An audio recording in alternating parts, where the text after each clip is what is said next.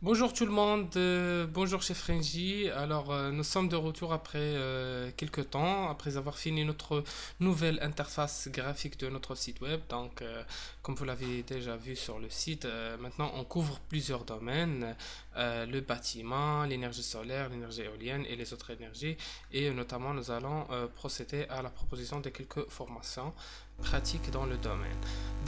Sur notre site web maintenant, on couvre dans le bâtiment l'efficacité énergétique, le chaude sanitaire, les installations de PC, l'installation photovoltaïque et autres. Aujourd'hui, nous allons nous intéresser toujours dans le bâtiment à la production d'eau chaude sanitaire pour le bâtiment et nous allons utiliser pour cela une nouvelle application. C'est l'application Tessol. C'est la première fois qu'on la présente chez Frengy. Donc, nous allons travailler avec Tessol Pro 5.5.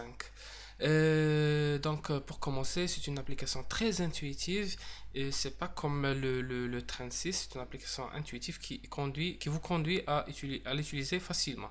Donc, pour commencer, tout simplement, fichier nouveau. Nous allons créer un nouveau projet. Par défaut, l'application il vous donne cette installation que vous pouvez configurer chacun de ces parties.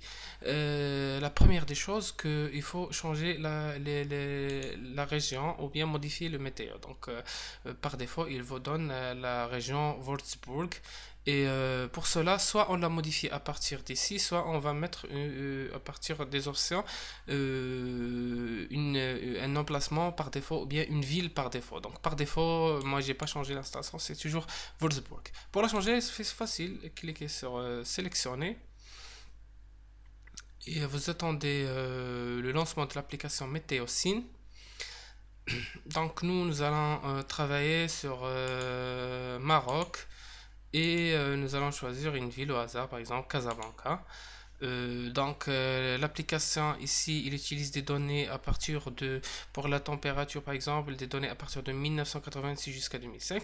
Donc pour l'instant, nous allons utiliser ces données-là, sachant que avec le logiciel Météonorm, on peut générer des fichiers météo que Météosyn est capable de travailler avec, notamment la dernière application qui vous permet d'avoir des données de 1991 jusqu'à 2010. Donc pour l'instant, juste à titre d'exemple, nous allons utiliser ces données-là de Casablanca.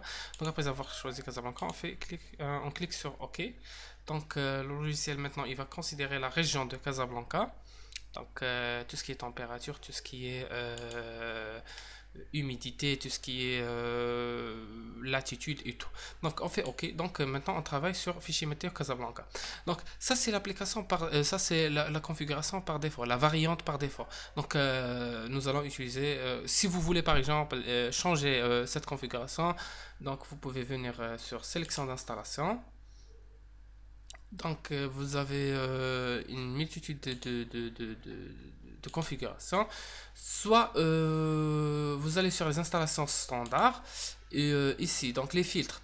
Si on ne sélectionne aucun filtre, donc ça c'est toutes les installations par exemple qui existent en standard. Donc je veux avoir par exemple, si je veux avoir la production d'eau chaude sanitaire par exemple, je clique ici eau chaude sanitaire, ça c'est justement pour l'eau chaude sanitaire. Si je veux par exemple, si je fais toutes les sociétés, par exemple, et je reviens ici et j'enlève eau chaude sanitaire et je fais par exemple installation de piscine. Donc il va me donner toutes les configurations possibles pour les piscines, soit la production d'eau chaude sanitaire par exemple pour les douches avec une piscine en travaillant avec une chaudière, soit avec un chauffe-eau instantané. Donc il y a plusieurs configurations possibles. Donc nous, à titre d'exemple, nous allons choisir seulement les installations standards et nous allons travailler avec production d'eau chaude sanitaire pour l'instant, juste pour comprendre le logiciel. Donc, nous allons choisir par exemple installation ECS avec résistance électrique et dispositif de charge stratifié par exemple, et nous allons choisir par exemple celle-là, c'est beaucoup plus facile, donc installation ECS avec résistance électrique. Donc, j'ai choisi non, je fais non juste pour enlever la chaudière. Donc j'ai un champ de capteur, j'ai une installation de circulation avec pompe, la production d'eau chaude et le ballon. Donc j'ai en total 4 parties que je dois mettre ou bien changer les paramètres. Donc tout simplement, La première des choses, c'est que nous allons choisir le profil de consommation ou bien la consommation journalière ou annuelle. Donc, je clique deux fois ici. Donc, si je connais la consommation annuelle, je donne la consommation annuelle. Si je connais la consommation journalière, je fais la consommation journalière. Donc, pour l'instant, je vais considérer, par exemple, comme une famille de 4 personnes, production d'eau chaude sanitaire bon, on l'estime à 400 litres. Donc, il y a des approches pour estimer la consommation journalière en fonction du type du bâtiment. Ça, vous le trouvez des manuels comme le THCE qui est publié par le CSTB qui vous permet de savoir quelle est la consommation journalière moyenne pour une famille. Donc, généralement 400 litres. Alors, la température consigne d'eau chaude sanitaire, donc nous allons choisir 60 degrés. Donc, justement, il faut savoir que une température de 60 degrés, on ne peut pas l'utiliser directement, donc il faut mitiger l'eau, il faut avoir de l'eau tiède. Mais la production, toujours, il se fait à sa température parce qu'il y a des considérations sanitaires, par exemple, parce que généralement, à une température de 50 ou bien 45, on peut avoir des bactéries qui sont dangereuses pour la santé humaine, comme la Legionella. Donc, vous pouvez chercher le genre des bactéries qui peuvent se développer à cette température. Bon, température de 60, on est sûr qu'il n'y aura pas ce problème de bactéries. Donc si il y a une boucle d'eau chaude sanitaire, donc je sélectionne là et je modifie la boucle comment elle est. Donc avant de passer à la boucle, je passe à profil de consommation. Donc nous avons consommation journalière de 400 litres, mais on ne sait pas à quel moment on consomme ces 400 litres. Est-ce qu'on consomme 50% pendant la matinée et 50% pendant le soir? Donc il y a des profils qu'il faut choisir. Automatiquement, le logiciel, il vous choisit maison individuelle. Mais sachez bien qu'il y a des profils qui sont pour les hôpitaux, pour les hôtels, pour les bureaux, pour les campings. Donc, ça, c'est une maison individuelle. Pointe le soir, par exemple. Je fais OK. Donc, les paramètres. Donc, voici comment elle est distribuée, la consommation pour le lundi, mardi, jeudi, mercredi, vendredi, samedi, dimanche.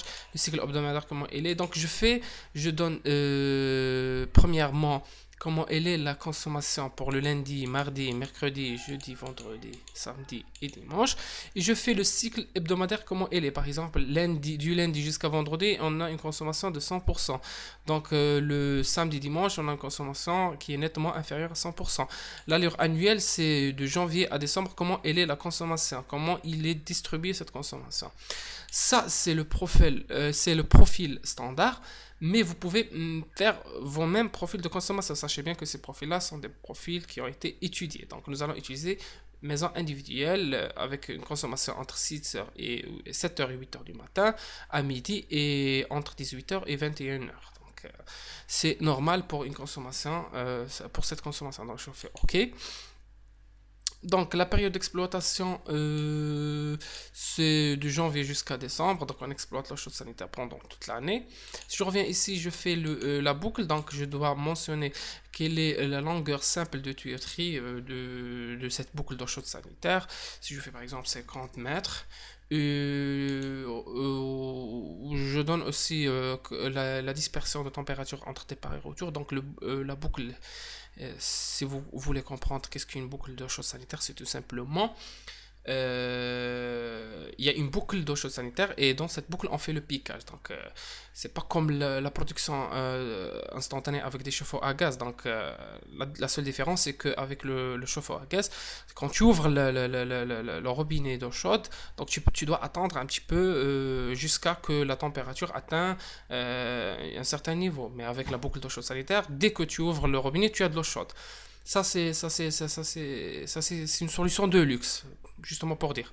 Donc, nous n'allons pas utiliser, par exemple, la boucle d'eau chaude sanitaire pour l'instant, mais ça va changer le calcul si on l'a fait. Donc, c'est pas quelque chose qui est très obligatoire. Je fais OK. Je reviens sur notre champ. Donc, on a configuré maintenant notre consommation. Maintenant, on va configurer notre champ de capteurs. Donc, la première des choses qu'il faut savoir, c'est on vient ici, on peut sélectionner comment ils sont, ou bien de quelle marque ce sont nos capteurs solaires. Donc, la chose la plus importante sur TESOL, c'est que ici, vous pouvez travailler avec des capteurs plans standards.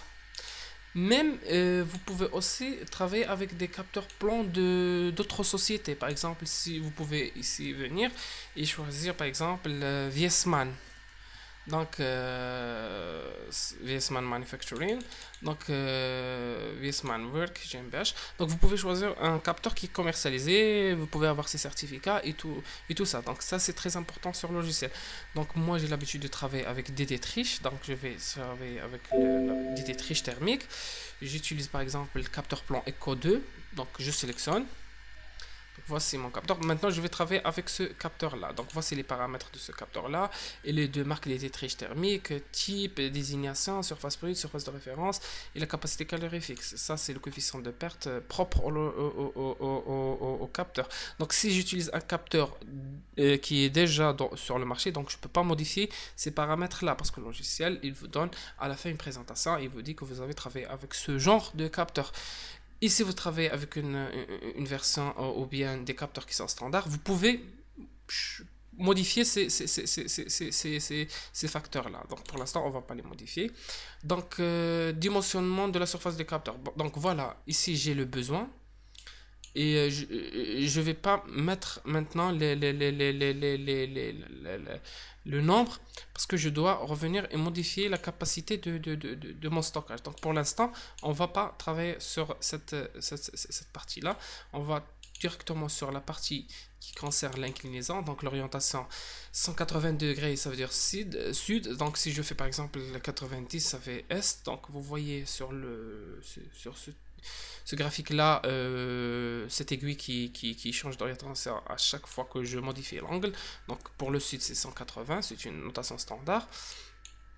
Donc l'inclinaison, je fais par exemple, quand l'orientation c'est 180, l'azimut c'est 0. Donc l'inclinaison standard, donc je vais faire pour Casablanca 34 degrés. Et comme ça, distance minimale des capteurs sur élévation. Donc, en fonction de l'orientation, en fonction de l'angle d'inclinaison, donc le logiciel il me dit de quoi ou bien de quelle distance je dois éloigner mes capteurs. Si par exemple je travaille avec un champ de capteurs qui est un peu plus grand, donc un champ de capteurs où il y a à peu près dizaines ou centaines de capteurs, donc c'est normal qu'il y aura des rangées de capteurs. Donc ces rangées là ils doivent être espacées avec cette distance D1 que je trouve ici, qu'il est calculé à partir de ces données là. Donc par exemple dans mon cas, si j'utilise deux rangées, donc ils doivent être espacés en fonction de cette inclinaison, ils doivent être espacés de 1,69 mètres. Donc là, on va pas trop toucher ici, donc on va y revenir après, parce que là, pour quantifier justement les pertes thermiques, mais ce qui est intéressant, c'est les paramètres et l'inclinaison. Donc je fais OK pour l'instant. Je reviens ici sur mon stockage. Donc en fonction du volume, en fonction de cette consommation et en fonction de cette allure de charge au profil de consommation journalier, donc le logiciel il me permet de dimensionner ma capacité. Donc si je fais dimensionner accepter, donc pour ce fonctionnement je dois avoir un ballon de 700 litres, un ballon de stockage de 700 litres. Donc, si je connais les paramètres de mon ballon de stockage, donc je vais les mettre ici. Le raccordement, ça on va pas trop changer. L'échangeur de chaleur, on va passer directement à la résistance électrique. Donc, on va utiliser une résistance électrique. Donc, qui a une puissance de 5 kW par exemple, qu'on va utiliser de janvier jusqu'à décembre. Donc je vais faire OK. Donc j'ai configuré mon stockage pour l'instant avec une résistance électrique. Donc je reviens ici et je veux une couverture de production annuelle par exemple de 65%.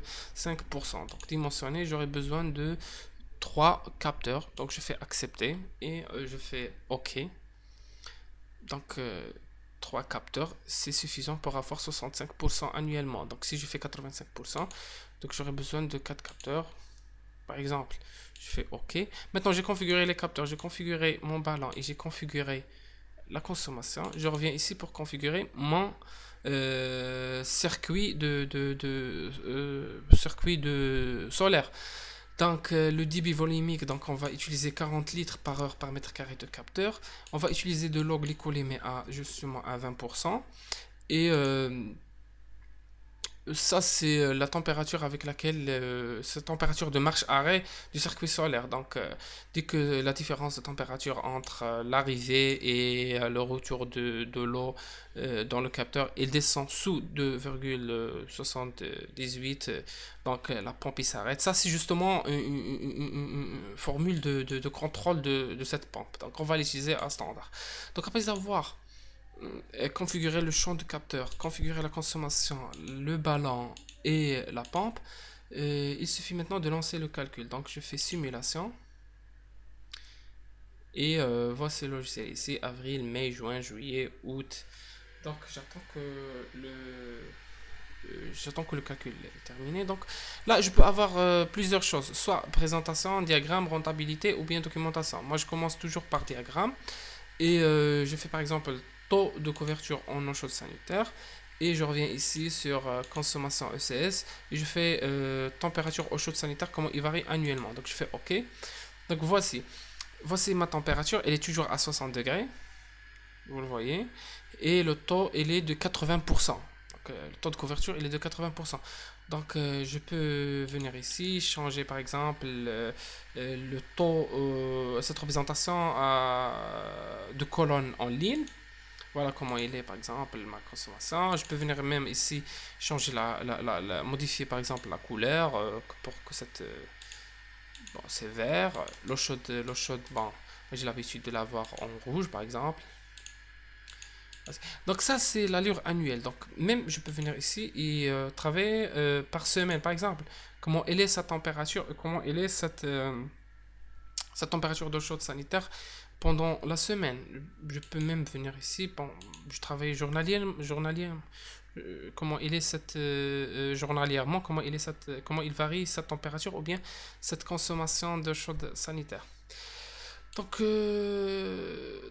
donc si vous voyez ici que la température elle est très basse, c'est la température de chaude sanitaire. Il ne me concerne que pendant les périodes d'exploitation. Donc pendant les périodes d'exploitation, j'atteins une température de 60 degrés, donc de 18h à 21h, midi. Et si j'avais une consommation continue, je dois avoir quelque chose comme ça. Mais, mon système, il ne va pas fonctionner pendant tout le temps, justement parce qu'il n'y a pas une consommation continue. Donc, ce que je peux revenir faire aussi, donc, je peux venir ici et rajouter par exemple 6 capteurs et voir comment elle est cette consommation, comment il varie cette consommation. Donc, ce que je peux avoir là, c'est une visualisation des températures, comment ils sont pendant toute l'année, par exemple, le 11 février. Donc, voici l'heure ici, et voici le pas. Donc, si je fais un pas de 30 minutes, voici comment il est la consommation. Comment elle est la production et la consommation. Mais ça va ralentir mes calculs parce que pendant une journée, je fais visualisation annuelle. Visualisation chaque 30 minutes. Donc je peux augmenter cette visualisation pour voir comment elle est. Sinon, moi, j'opte à enlever la visualisation pour laisser seulement les calculs en arrière-plan. Donc, je peux revenir ici. Donc, il y a le taux de couverture, température au chaud sanitaire. Il y a plusieurs paramètres qu'on peut avoir, hein. Justement, la météo, consommation, tous ces paramètres-là. Si je, par exemple, perte boucle ou bien consommation au chaud sanitaire, comment il est. Donc, je peux avoir des choses comme ça. Donc, je peux avoir ce que je veux. Il y a autre chose qui est très intéressante, c'est la documentation. Donc, si je fais un rapport de présentation, donc le logiciel, il me prépare pour cette installation et pour ce calcul-là qu'il vient de faire, une présentation des résultats en bonne et due forme. Donc si je fais comme ça, donc variante 1, donc six capteurs de cette surface totale, azimut, inclinaison, une consommation journalière. Donc, puissance installée, c'est 8,65 kW, surface de capteur. Économie d'électricité, émissions CO2 évitées, taux de couverture de chaude sanitaire, parce que avant c'était 80 parce qu'on avait utilisé 4 capteurs, maintenant c'est devenu plus que 80% parce qu'on a utilisé 6 capteurs. Donc, le rendement du système. Donc, il y a plusieurs pages. Il y a plusieurs pages, voilà. Cette page-là, il concerne par exemple énergie système solaire et énergie totale consommée. Donc, voici pendant la période estivale, on a par exemple une couverture, on peut dire à 100%. Il y a une bonne présentation. Donc, si je viens ici par exemple, ça c'est la température. Ça, c'est la variation de la température dans le champ de capteur. Ça, c'est le bilan d'énergie. Donc, 1, c'est les radiances. 2, c'est les pertes optiques. Et 1, c'est 1 et 1, 2, ce sont les pertes dans le capteur. 2, c'est l'énergie transmise par le champ de capteur vers le ballon de stockage. 2, 5, 2, 6, c'est les pertes aller-retour dans la tuyauterie.